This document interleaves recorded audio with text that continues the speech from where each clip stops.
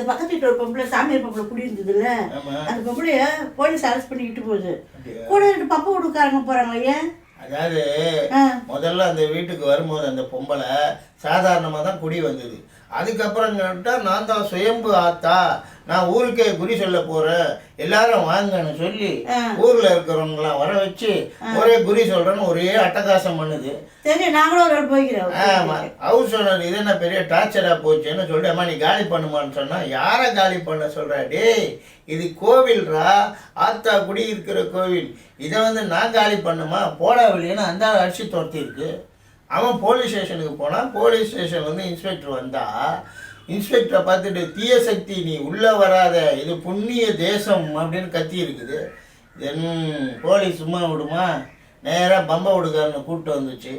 அவன் பம்பை அடித்து ஆத்தா மலையேறு ஆத்தான்னவொடனே ஆத்தா மலை ஏறிடுச்சு. அம்மாவை ஜீப்பில் ஏற்றிட்டு போலீஸு போகுது. என்னங்க இது, போலீஸே பயந்துருக்கு ஆத்தாவை பார்த்து. எடுக்க ஒரு ஐடியா என்ன?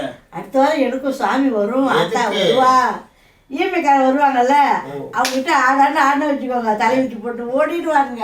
ஓட மாட்டான், தூக்கிட்டு போயிடுவான். என்னையா உன்னை தூக்கிட்டு போய் என்ன மூதேவி பண்ண முடியும்? கேட்டு மூதேவி, நீ இஎம்ஐல வாங்கினிய பைக்கு அதை ஆளு முகரையும் பாரு. அப்போ அவங்க பயப்பட மாட்டாங்களா ஆத்தாவை பார்த்து? அடிச்சு கடனை வாங்கினா கடனை கொடுக்கணும்.